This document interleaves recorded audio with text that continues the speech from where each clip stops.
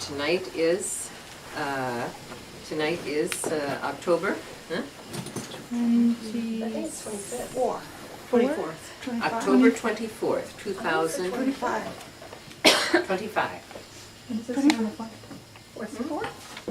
We'll do it by consensus. 24th. It's the 24th. Good evening, good evening. Today is close to the end of October. It's a Tuesday. And hello to all of those of you gathered around the United States and around the world, listening in on the conference line. We are, Sangmo, I think that it may be better you come down here. You come down here. And we are gathered here in Madison, and we've had some nice fall weather. We've had some nice fall weather, and some interesting activities that are going on.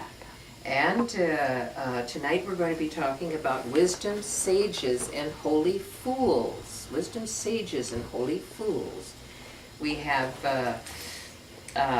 some, I asking one of my students, I don't know, I guess it was you today, that was helping me out, and asking her what she thought a holy fool was. And she knew of a minister who wasn't very careful. Wasn't very careful with his morality. However, he had a lot of enthusiasm for his religious spiritual, and the person who remains unnamed, that I even asked, just in case somebody might figure out a way to was said that certainly they were a fool because they didn't behave well, and holy, they really behaved like they were holy, so they must be this description of this holy fool that you're talking about. However, then we get to mix it up with an idea called sages, and sages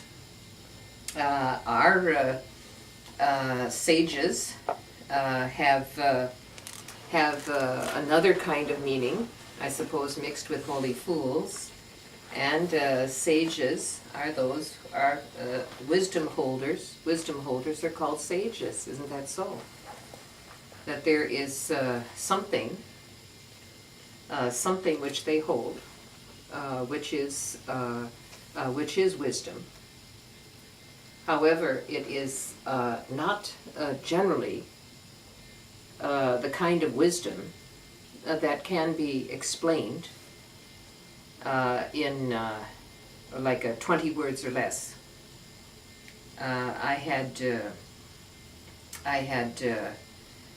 not I say I sage, however, I had a telephone interview with a reporter from Milwaukee Journal today, and who had attended a teaching from last week called the etheric grid, working with your etheric grid.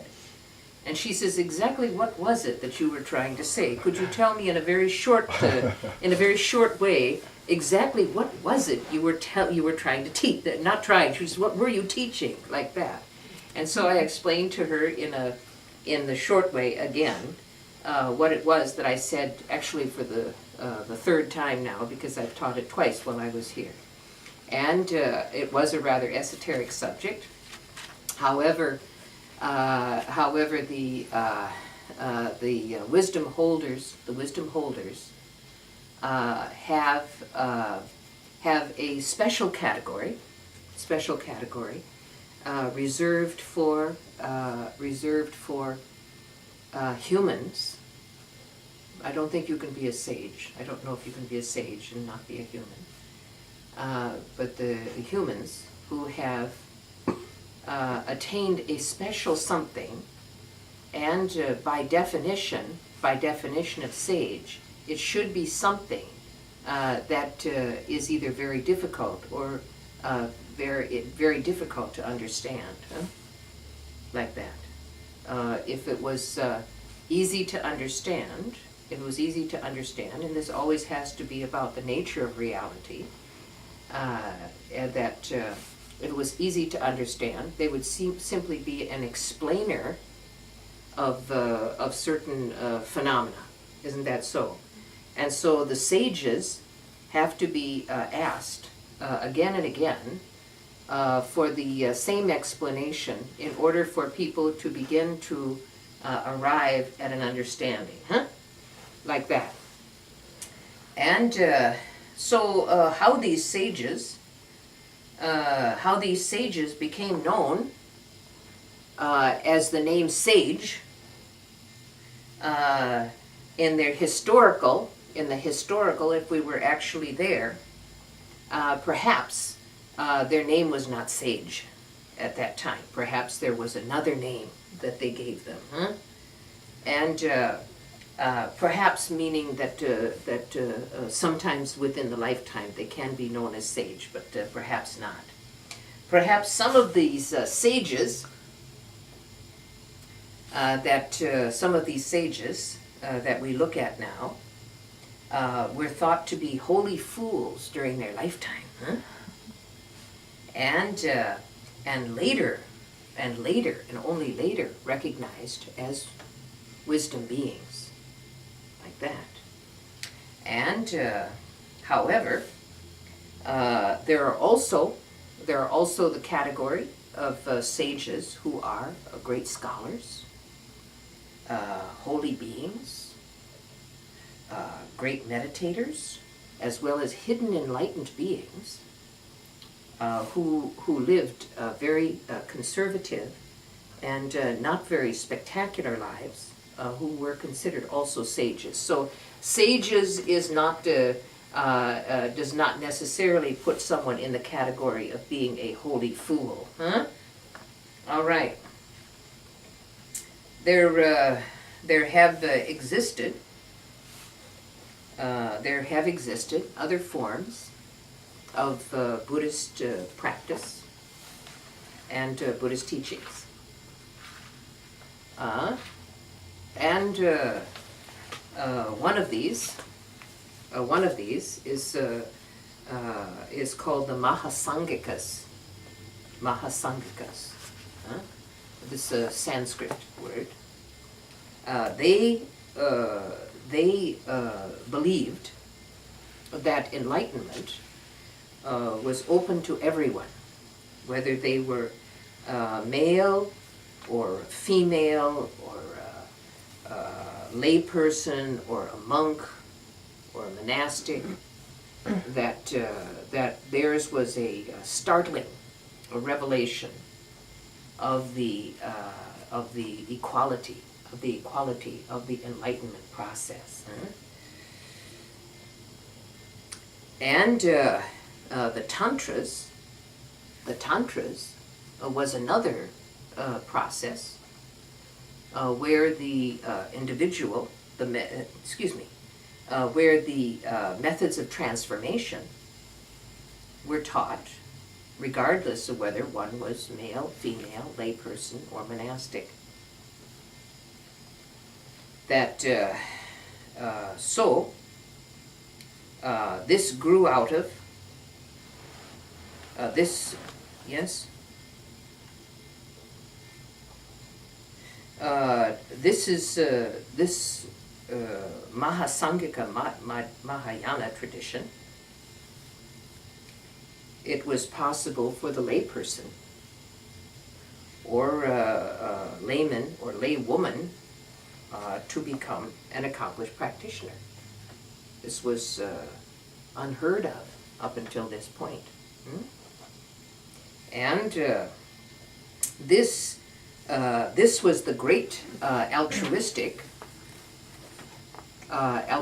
tradition that grew out of the Mahayana tradition and the Mahayana Sutras, and was unfolded due to the Madhyamaka Madhyamaka Mahayana, as well as the Chittamatrin Mahayana traditions. And these two aspects of the Mahayana were given these two schools of philosophy. These two schools of philosophy were these two schools of philosophy. You know, I have a basic problem with tonight's discussion because it'll unfold here in a minute. But I'm having a little difficulty in my conservative nature talking about the holy fools here. And yet I'm doing it as carefully as I can, and like that. I'm actually teaching it and not teaching it at the same time, which is a very interesting.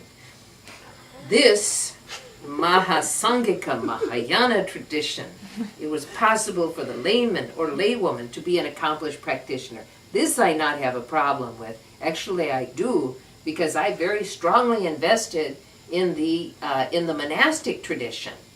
And that lay people had a different kind of process, which wasn't this Mahayana process. It was one of the establishing merit and becoming monastic or like a monastic in their later years. So I talking very fancy here from the viewpoint of another method of philosophy. However, when we look at it carefully from the viewpoint of the Mahayana, that of course there is no one who is not included. The fact is that Tibetans they had a social milieu which allowed them a careful entry into religious practice, which gave them just the right amount of spirituality. However, if they exceeded that quota of spirituality, they were accused of being too religious for their station. And now here we're talking about a tradition where it seems where I don't want to give you the idea that this tremendous flowering among lay people is the Mahayana tradition, because that's not true. That the Mahayana tradition happened in the monastic environment. So much for that. Now we go on here. This tradition was easily adopted as the principal practice in a non-monastic setting, and that's true. That the altruistic values of compassion and caring for others becomes the foundation for non-monastic practices. Being compassionate, taking care of others. But what doesn't happen is the extraordinary preparation for understanding the actual inner sense of compassion, as I have been teaching to my students. That those values, those extraordinary values, were reserved for the monastic community. That the yogic processes by which the energetic transformation occurred due to the altruistic practices were not commonly done. Yes? We get a good balance here then. All right. Now, so this form of Buddhist teaching and practice, that now we're going to talk about the real holy fools. Who are they? The Mahasiddhas. The Mahasiddhas were the holy fools. And the Mahasiddha tradition that evolved in North India between the 3rd and the 13th century, it'd say. Now, of course, we use different calendars, so somebody kindly did those calculations for me, between the 3rd and the 13th century. And this Mahasiddha tradition was a powerful, explosive arrival on the Buddhist frontier that had been really alive in the Hindu process for a very, very long time. That the great tantrics of the Hindus, for example, the Shaivites, were very active at that time, and in response to the philosophical loss of base that many of them had at that time, they could no longer be Shaivite because they were philosophically through debate or demonstration of superior siddhas, through competitive process, that they became a Buddhism. And in that way, I think very strongly that the Hindu Tantras very much influenced the arrival of the crazy wisdom people. Ooh, like that. These extraordinary beings,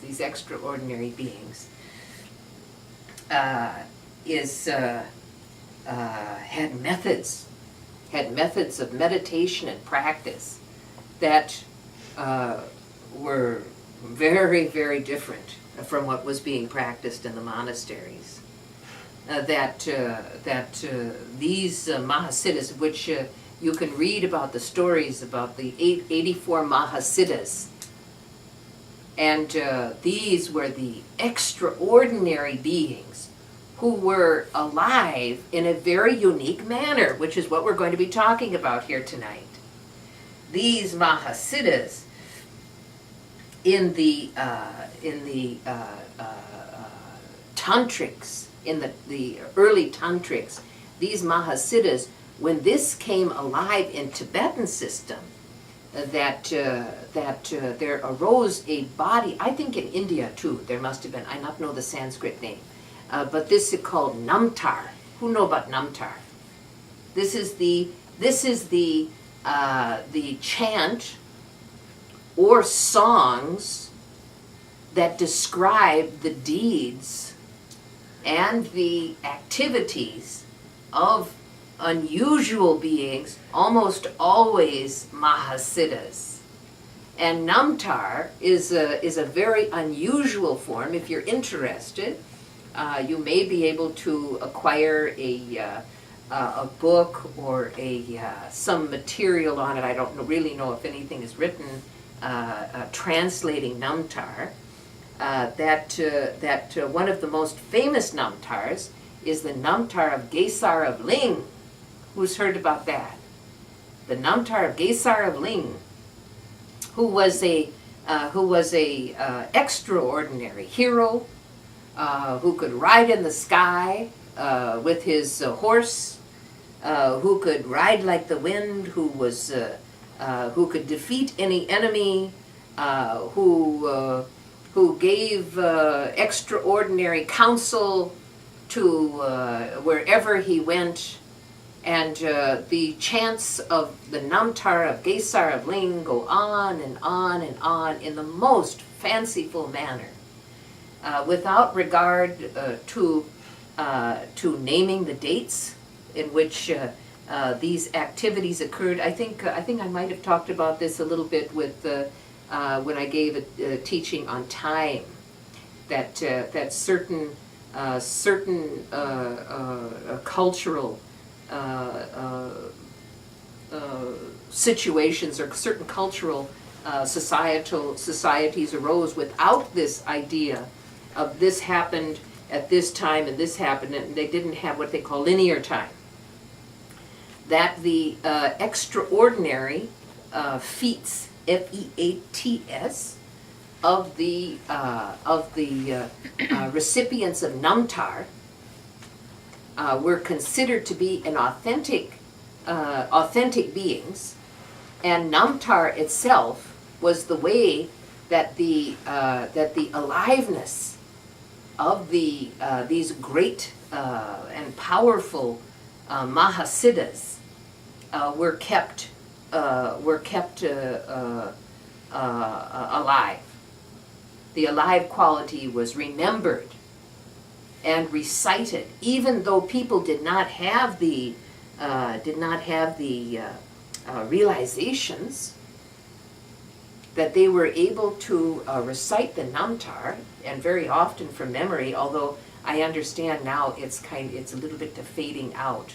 Now many people living in the West or living with TV sets going all of the time, they're not interested in hearing grandma or great auntie or someone chanting Namtar anymore. They want to know what a Bollywood star is coming on next in the soap opera.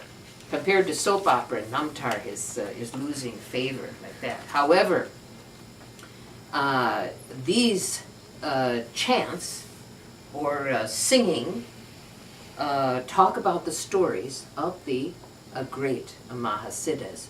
Very often, the exploits and the lives of the great Mahasiddhas often read like Namtar.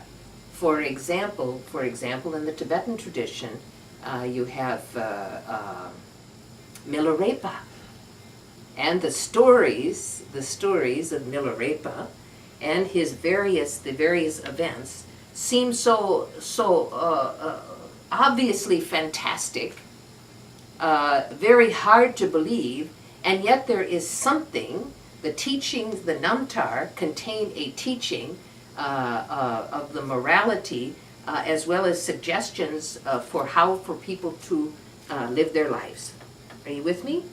Okay. And the 84 Mahasiddhas are a set, although I don't know, maybe some of the Mahasiddhas met each other. You know that some of the Mahasiddhas were considered to be students of the same teacher. For example, Padmasambhava, that many of his students, I think the 84 Mahasiddhas were all Indian, like that. So, Mahasiddha means great adept, great adept. A siddha, or an adept, is an individual who recreates their entire being through practice, through yogic practice, through great yogic effort. They are able to crack through ordinary being. Now, does that help you, our discussion, when we're talking about the etheric grid and these discussions about the practitioner body? Do you understand a little bit better now what I'm saying, cracking through ordinary being? And the transformation of energies will cause them to change into a body that will reflect the siddhas or the yogic powers. Yes? All right. Now, this Mahasiddha ideal, is the foundation for the performance of the Anuttara Yoga Tantras. Interestingly enough, the foundation of the practice which I have given you. highest Yoga Tantra practice. And almost always, this is where I have a hard time too, almost always the Mahasiddhas, and very often they were called Mahasiddhas in retrospect, not at the time, that they broke away from the conventions of Buddhist monastic life. So, many of them, most of them, became itinerant medicants, like wandering sadhus. But they were Buddhist wandering sadhus. They were tantric Buddhist wandering sadhus. And they had certain behaviors that were very unique to the Mahasiddhas. And yes, they had certain attitudes towards society. And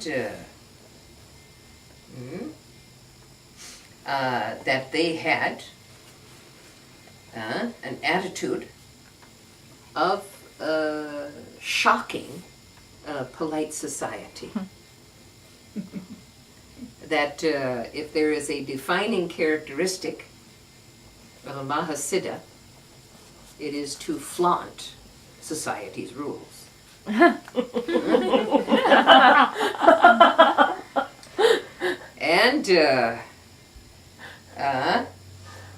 And their attitudes, the attitudes which they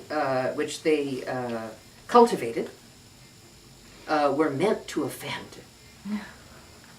They deliberately meant to offend people. And they wanted polite society to run away when they came. Can you believe it? Yeah? This, and polite society at that time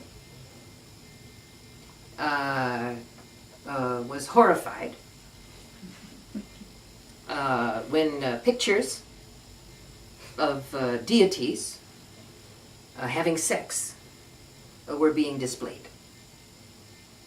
And in the earlier times, I not know, but this seems like some research has been done in the Indian system, that these kinds of naughty pictures were forbidden.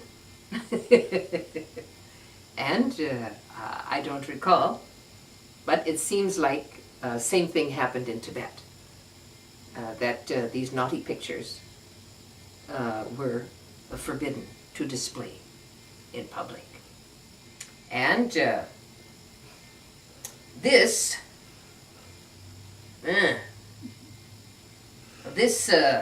shock value technique of the tantras seemed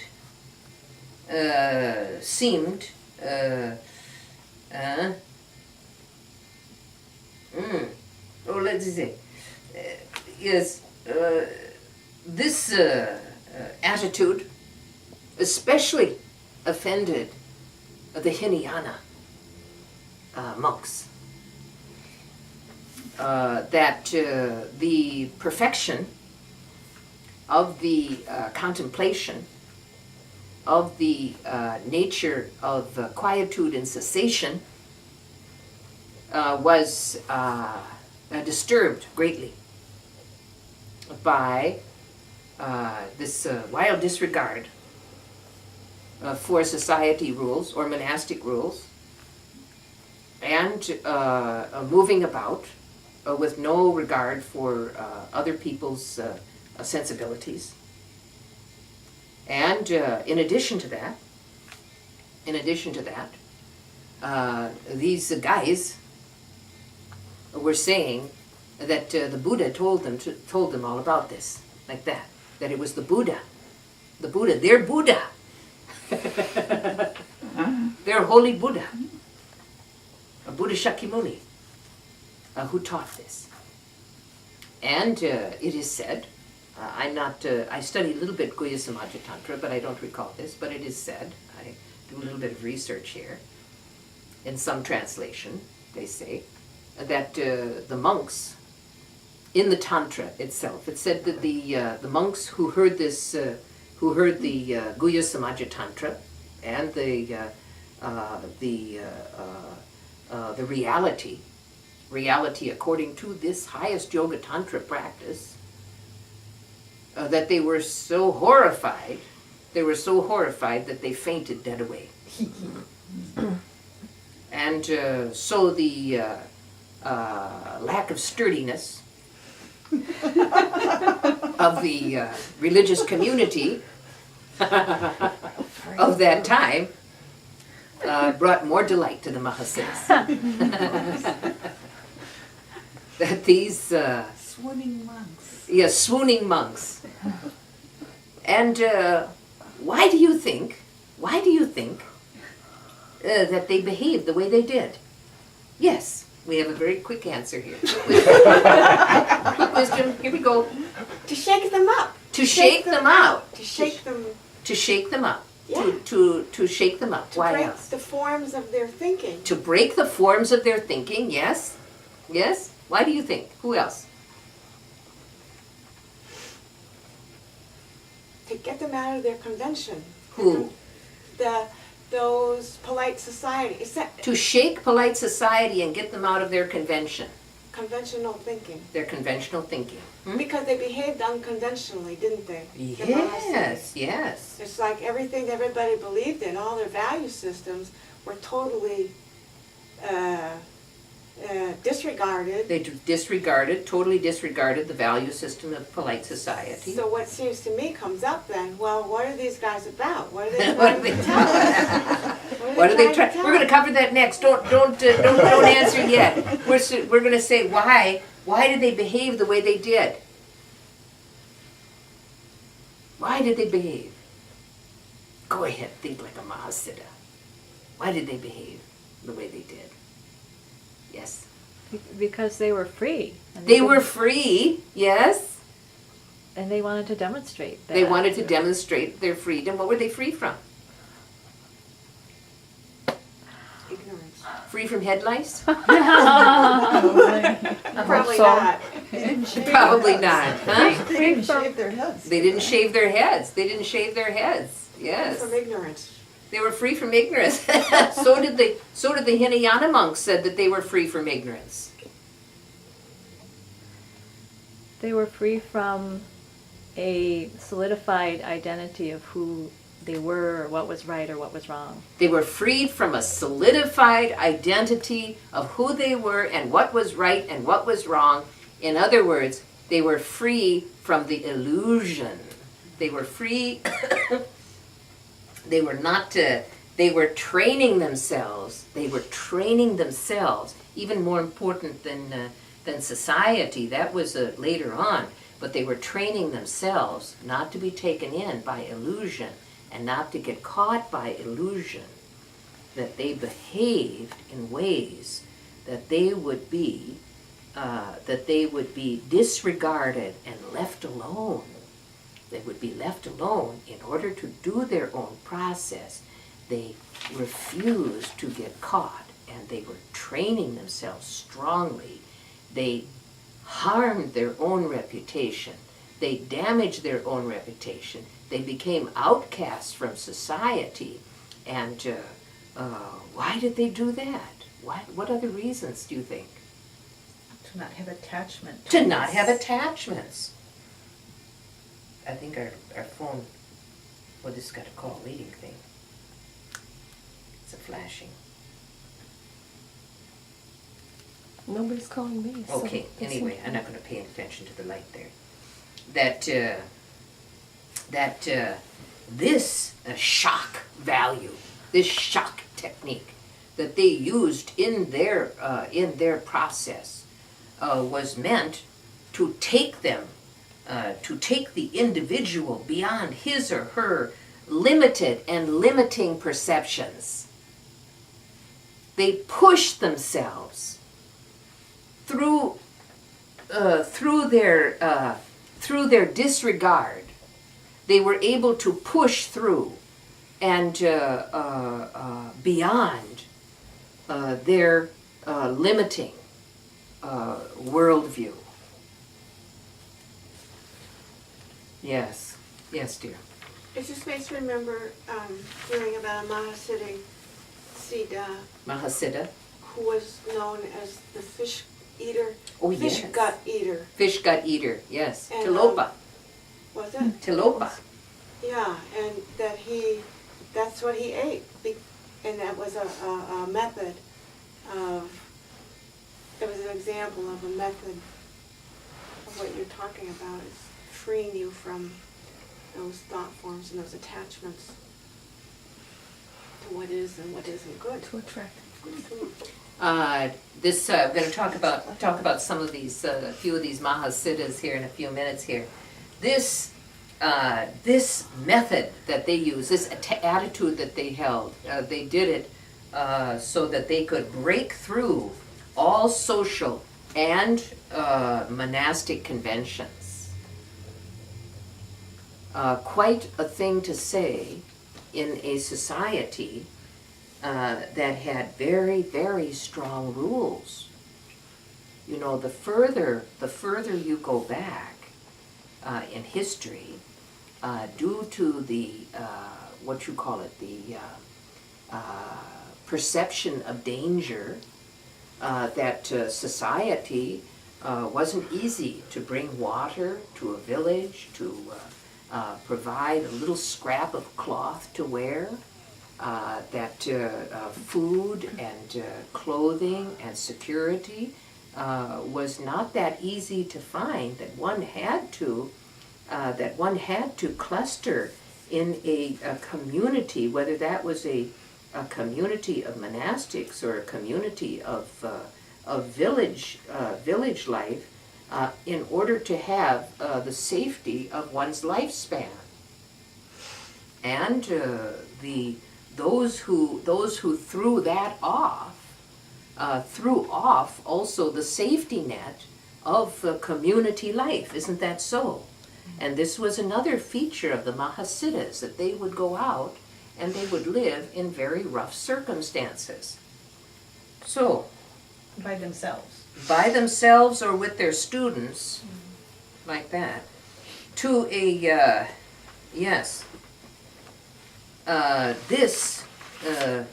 they behaved the way they did to train themselves, not be caught, and they became habitual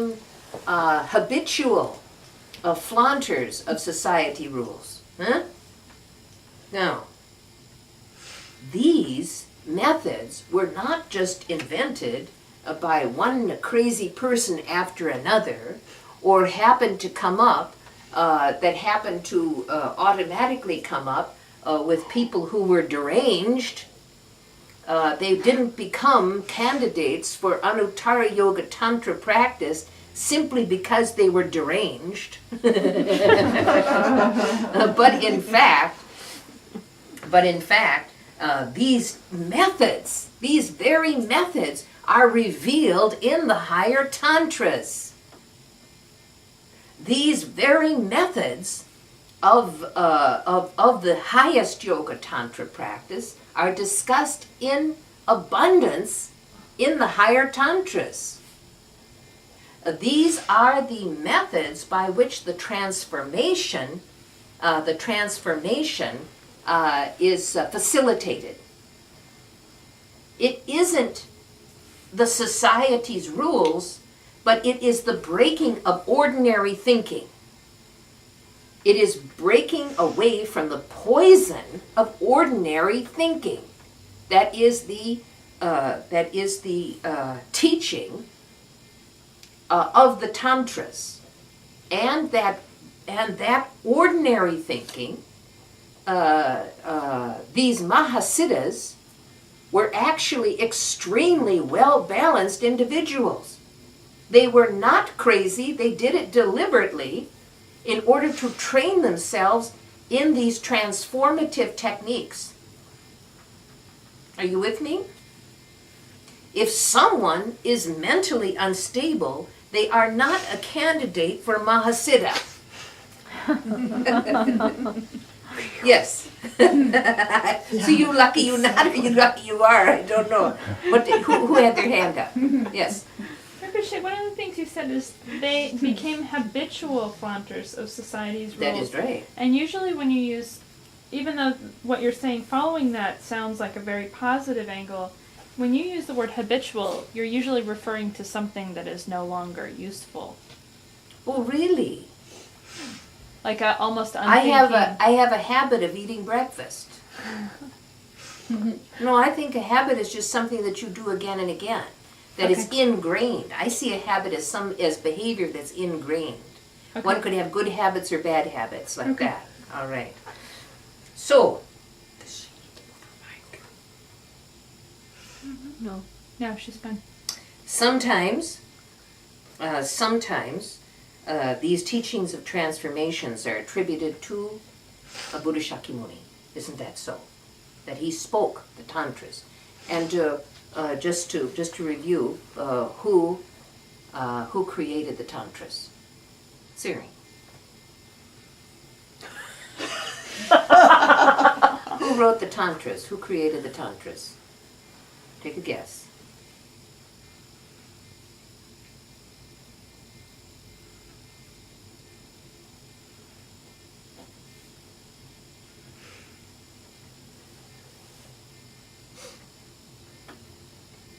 Who want to guess? So say, can we give her the answer?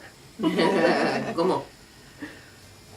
You've actually said that in more than one form. Yes. Okay, the Tantras come from the eternal religion. They come from the eternal religion. They were spoken by Lord Buddha Shakyamuni, Yes. and they were written by his disciples. They were written down by his disciples. They were spoken by Lord Buddha Shakyamuni.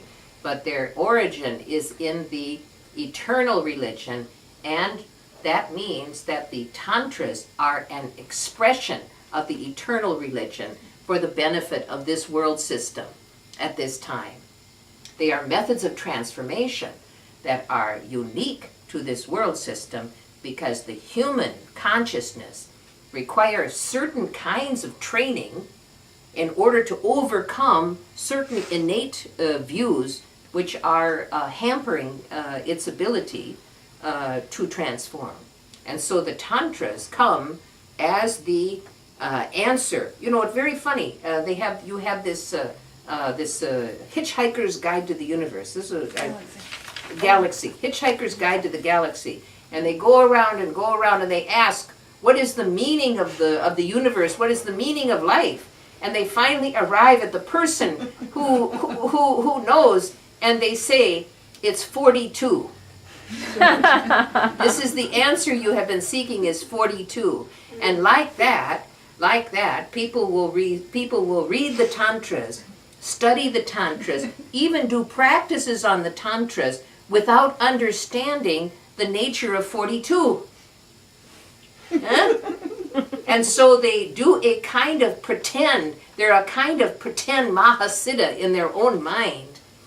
And very often they produce a kind of dreamlike fantasy state.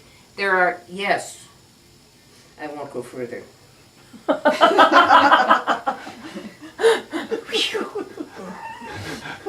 Like that. However, usually these the tantras are what ascribed to Vajradhara. In the highest yoga tantra, very often it is Vajradhara, the highest Buddha, who speaks that.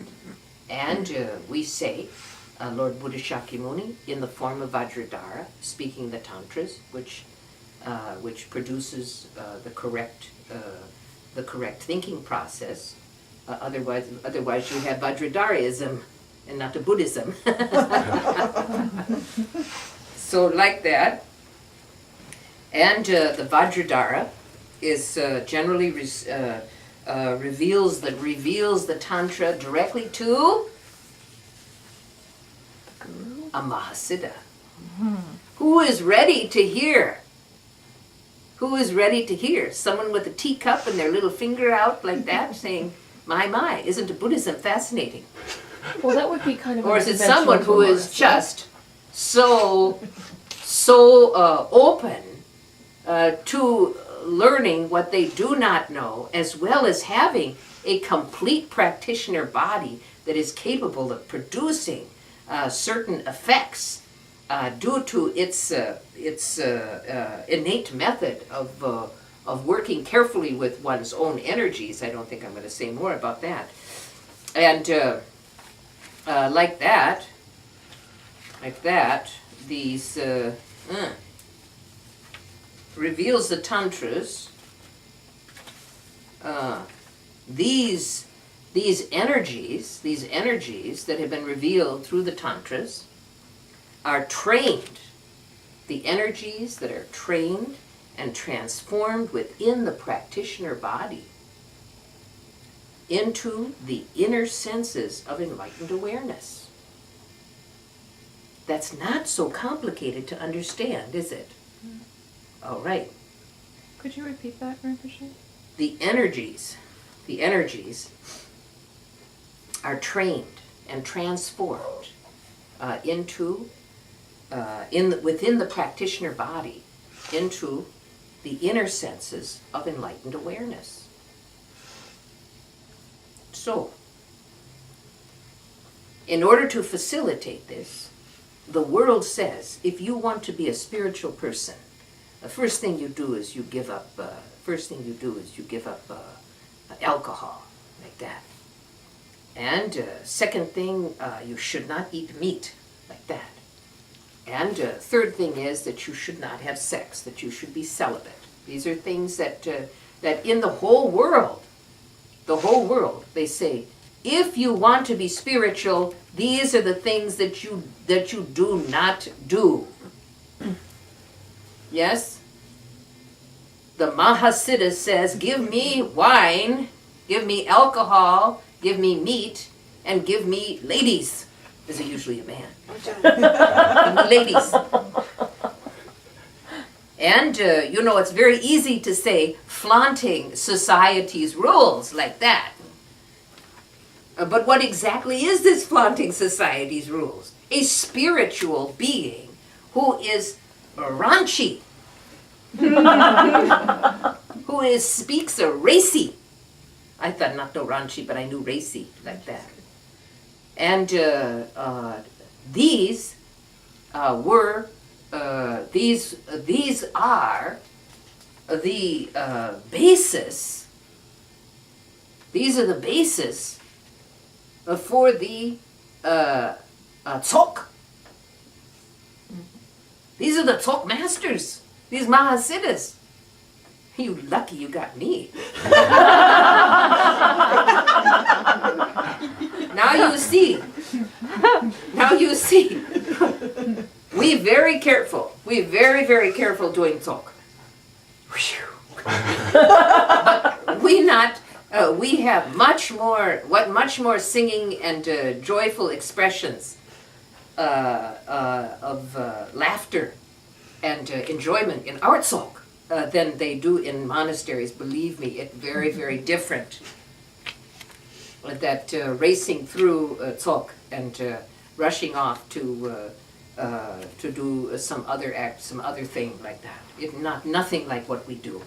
We definitely more toward the old tantric method of the Mahasiddhas, doing this very careful ceremony, and we do it in a very beautiful and careful manner. And however, the Mahasiddhas, I don't think that any of you would be able to tolerate. I would like to, but be very careful. I could have when I was 20. Yeah. Yes. Well, we won't see that again soon, will we?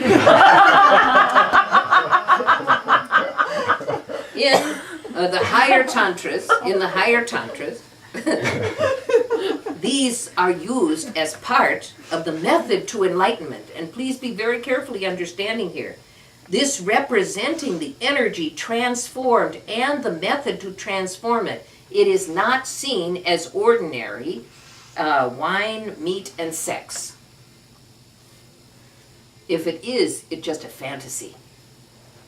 Okay? This, because usually the most powerful energies in the human experience is sex. All right?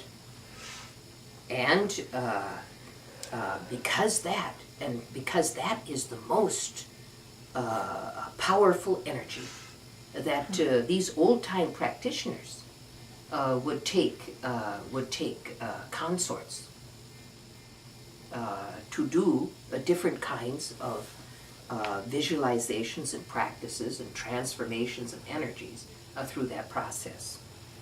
I don't think anybody here not know that, like that. If you would hear it for the first time here, it doesn't make it any less true. However,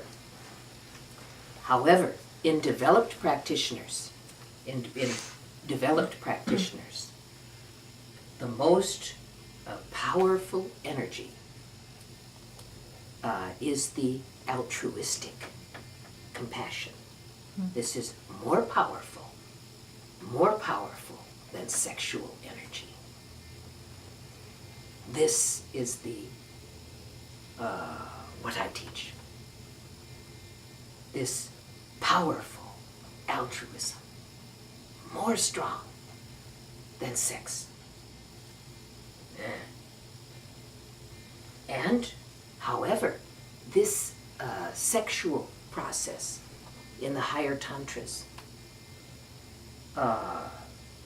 could, if you not have that developed, it's very good to say, one must have highest altruistic compassion for all beings. And you could go around and you could repeat the mantras. Repeat the mantras, or you can even say, I have possession of altruistic compassion. Very convincing.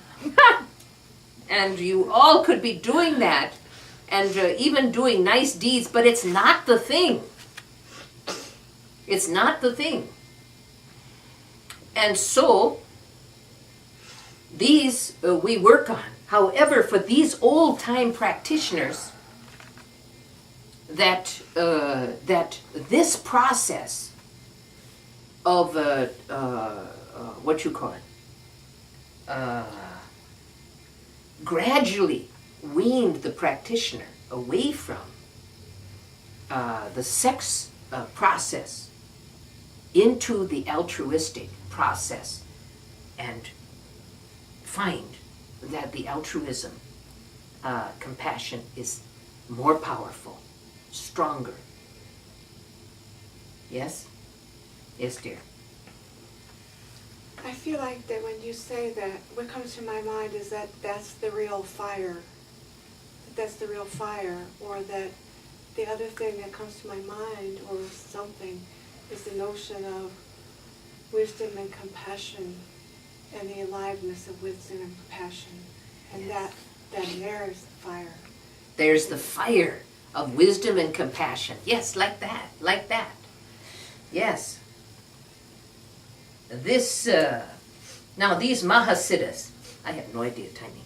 This Mahasiddhas, 809. oh my gosh.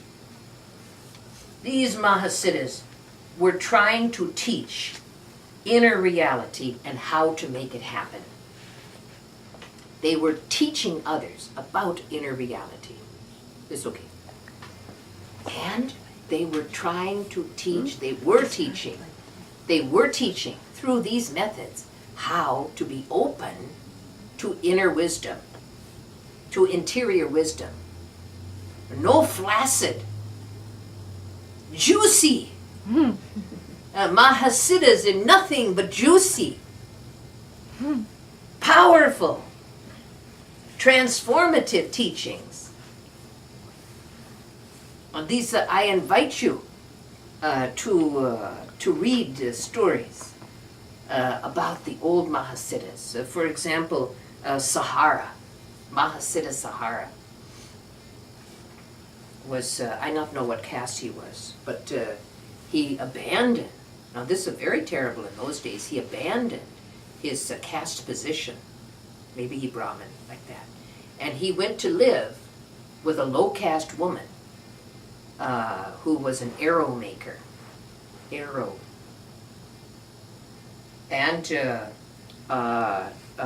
deliberately, not hiding it, deliberately living in a situation that made him what they call outcast from his own caste. He's very happy about this, and seems like this arrow maker wasn't just an ordinary woman. That very often these are Vajrayogini in human form come to play. You want to know what I mean? Come to demonstrate the power of the transformation. And so, however, Sahara was also a great scholar, great poet, and probably though while it was happening, if you had lived in a local village, you might, I don't know, maybe my students wouldn't have done that, but perhaps you would have joined the villagers as this as the Sahara, this nasty Sahara who threw away his caste and living we don't know why with this low caste woman, and what kind of life we might have stood there and tussed or even thrown mud balls at him, huh? What do you think? Rocks. It's your Rocks. I think of mud balls. I'm not even going to think of throwing a rock at Sahara. At the time, he considered nothing but a fool, nothing but a crazy person, and only later, he considered to be a Mahasiddha or great sage, great wisdom being, huh? But not at the time. Who knew? Who recognized Sahara as a great wisdom being? Hardly anyone. Naropa, who was approached by an old hag. He's a very high scholar at Nalendra University in India. And old hag, he's a top scholar. Approach him and begin to cry as she asked him a question. He answered and she cried. She say something like, what you say you don't know anything about. He was the one. He gave up. He walked away from Nalendra, top position at Nalendra University. You think Columbia University or University of Wisconsin, they would do that? One of the top scholars and go and seek what true wisdom? Like that, he was the one who heard about Talopa. And when he finally he went years looking for him, searching for Talopa, the one who knew something, who was Mahasiddha. And when he found him, he was broiling fish live and eating fish guts like that. And Padmasambhava, Mahasiddha,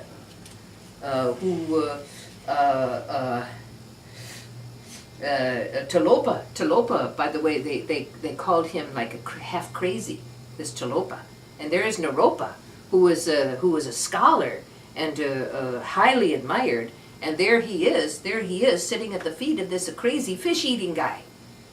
And they say, no, this Naropa must be as crazy as Talopa. Are you with me? And yeah.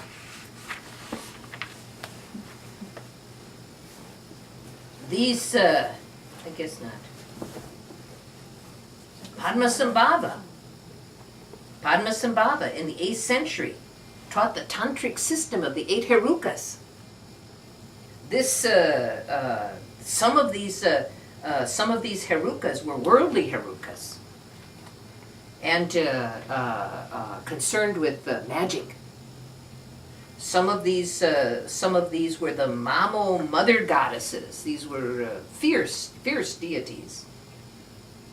And within the mandalas of these herukas that in Tibet, that some of the worldly deities of the Tibetan Bon were subdued and made to become incorporated into the community of these fierce, high tantric beings.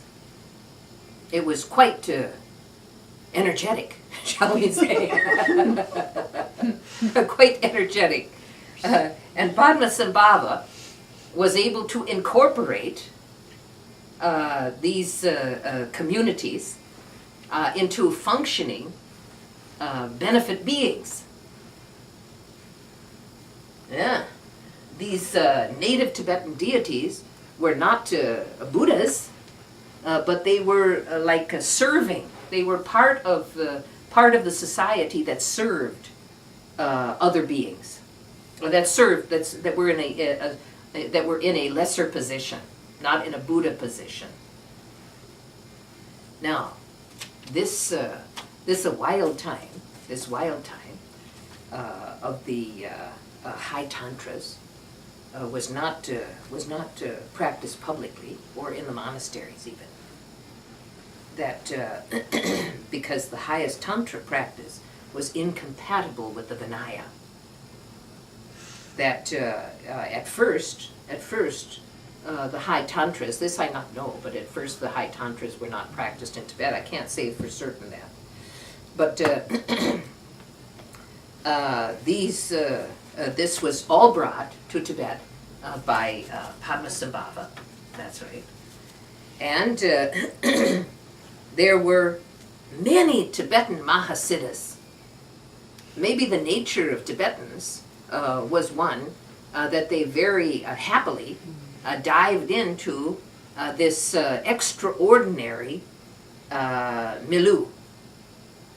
For example, Milarepa, Padampa Sangye, and Nupchen Sangye Yeshe, just to name a few, but there were many that were considered to be Mahasiddhas. Jetsun Kappa, Mahasiddha. Well, that seems odd. How could Jetsun Kappa be a Mahasiddha? He Mahasiddha inside. He Mahasiddha inside. He taught consort is to be visualized. This was his process. Said Vinaya outside, all of the discipline outside, but inside Mahasiddha. Yes, this produced some of the great scholars and great contemporary Mahasiddhas that perfectly conservative and careful on the outside, but inside a wild yogi like that. Highest yoga tantra. Like that. It's true. Hiding behind their calm exterior. Yeah, that's right. That's how we felt. Now, this I not know, but I believe it to be true. During the early centuries, the Tibetan government sponsored one of the greatest projects for translation ever undertaken. All of the Mahayana scriptures. All of the Mahayana scriptures were translated into Tibetan. However, this was the translation and the practices of the sutras and some of the lower tantras. Who knows? Maybe that's good. That was all that was sanctioned and paid for by the Tibetan government. That was the official Buddhism. But they call it the Mahayoga. Oh, this is somebody do a scholarship on this. I can't say for certain. But the Mahayoga Tantra translation was outside of government control and sponsorship, which meant that these higher tantras were basically an outlaw or underground movement.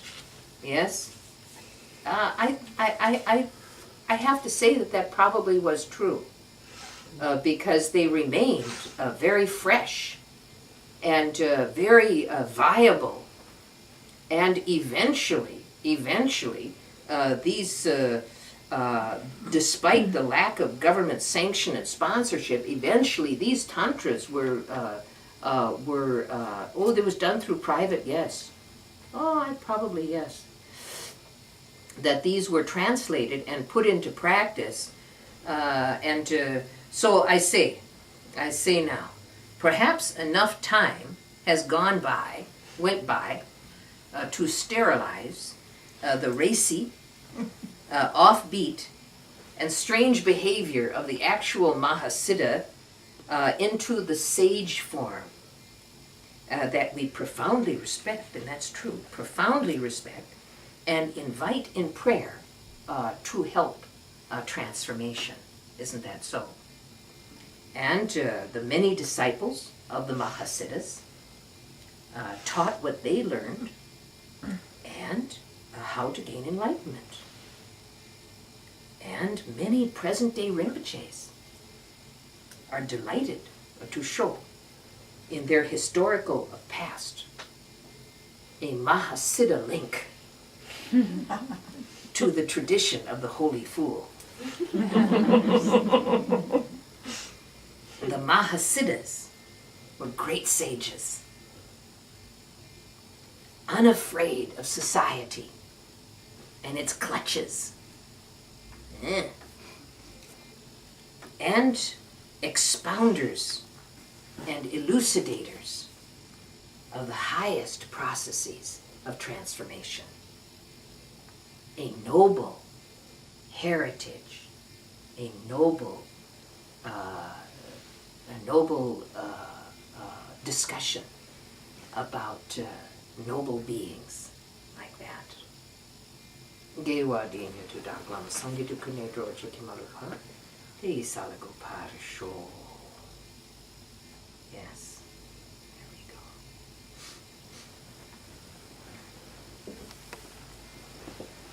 I have my past.